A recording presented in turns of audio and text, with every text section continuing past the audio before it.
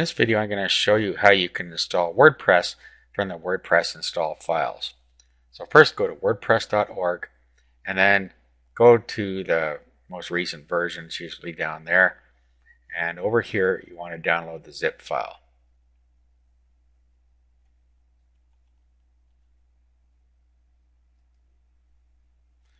Just save it to your desktop or somewhere where it's handy.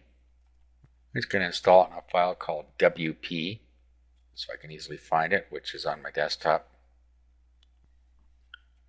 Okay, so here it is. So I'm just going to unzip this. I installed a program called 7-zip and I can just extract the files. If you don't have 7-zip, you can just use the one built into Windows, and all you have to do is extract all. I use 7-zip because it's faster. Okay, so at that point you have all your files extracted, and there are the WordPress files. There are two directories: deep WordPress version number, and then inside there you have WordPress, and then you have your files in there. Okay, so at this point we can upload all this to our server. So of course you already have your domain name and your hosting, so we're going to upload this where we want it to go. To do this, I'm using a program called FileZilla. It's an FTP program, allows you to move files up and down from your server. So this is my server side over on the right and my computer on the left. So what I'm going to do is I'm going to go in here, pub_html. This is where the files have to reside to be viewable on the internet for this particular server. Some hosts it's different, so find out where that needs to be from your hosting provider. I'm going to create a directory to put it in. I'm just going to call it WP test. Now I could upload it right into this directory, and if I did that, then I just have to key in my domain name and I'd go right to the WordPress install. But I want it in a subdirectory, so that's what I did. So let's go down to WP test.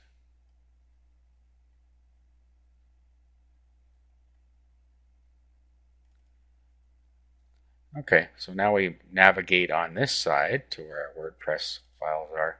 There they are. So just select all those. Just a Control-A selects them all. Right click and upload. Okay, so that uploads them to our server for us. We wait for that to finish.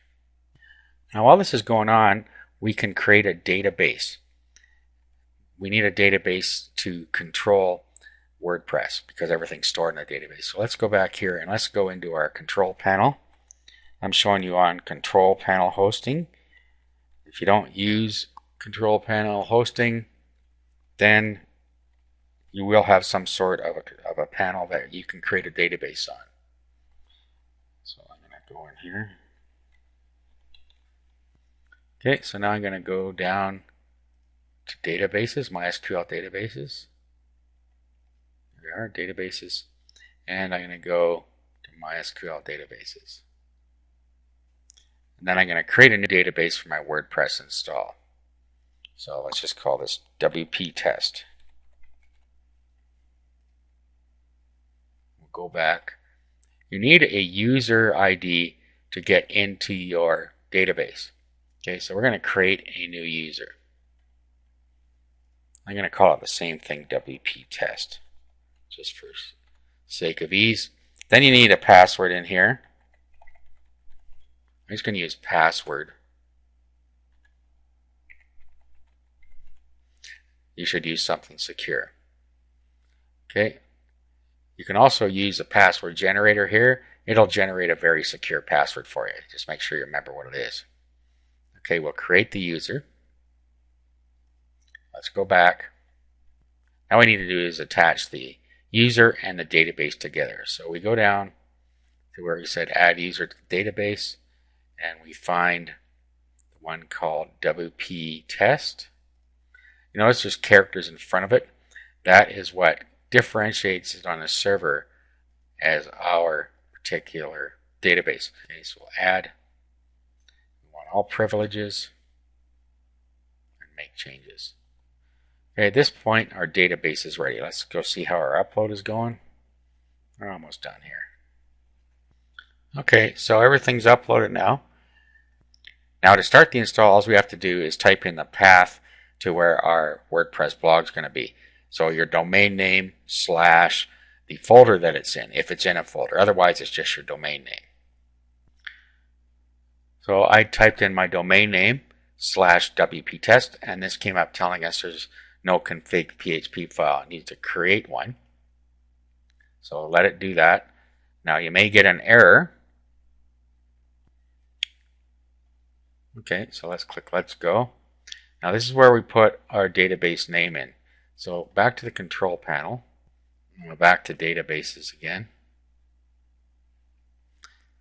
And let's go to phpMyAdmin this time. And this shows us all of our databases that we have available. Okay, so go down the left side here till we find the one. We have WP test here. Okay, and then our path to our database is right here. So it's the_WP test. So you need to make sure you get that whole thing in there. Okay, and then the username you set up. Okay, so in this case it was the same. You need to have the prefix on there as well. The password we chose, which happened to be password. Localhost, this is usually going to be right. To check it, you can go back to your phpMyAdmin, and you'll see here server localhost. So that needs to be the same. And it is. Okay. Table prefix, you can leave that alone unless you're installing multiple instances of WordPress into one database. If you are, you should change this for each subsequent install. Let's click Submit.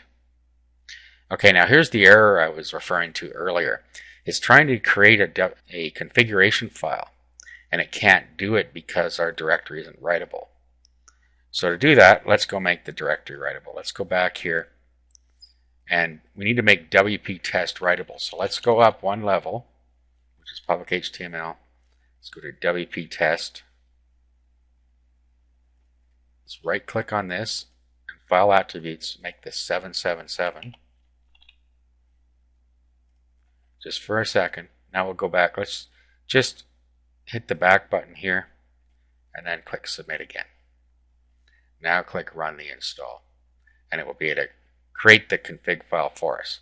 Okay, so site title here, the admin username, a password here,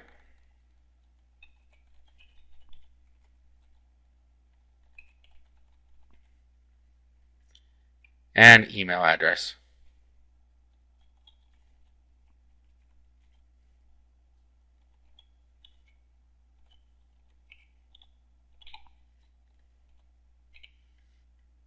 Allow my site to appear in search engines. Okay, you're going to want that unless you want this to be a private blog. Install WordPress. And that's it. Click Login. Admin. Password. And we're into the back end. So at that point, WordPress is all installed. Now at this point, you need to go back to FileZilla, and you need to change these permissions back to where they were. They were 755 before. Put them back that way. That makes your site secure. Now, if you were installing in the public HTML directory, it's the same thing. This is your root directory, so you just key in your domain name and you're on your WordPress blog. What you would do is go back to the / directory, which is right on the outside. Go find public HTML. Right click and file attributes. Notice it's 750 this time. Change to 777, proceed like I just showed you, and then come back in here and set it back to 750. So that is how you can install a WordPress blog from the install files.